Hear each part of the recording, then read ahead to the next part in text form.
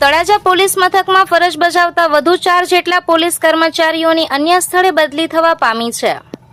ભાવનગર જિલ્લા પોલીસ અધિક્ષક ડોક્ટર હર્ષદ પટેલ સાહેબના આદેશ મુજબ અને તેમના હુકમથી જિલ્લાના વિવિધ પોલીસ મથકમાંથી થોડા દિવસ પહેલા પણ કેટલાક પોલીસ કર્મચારીઓની અરસપરસ બદલી થવા પામી હતી।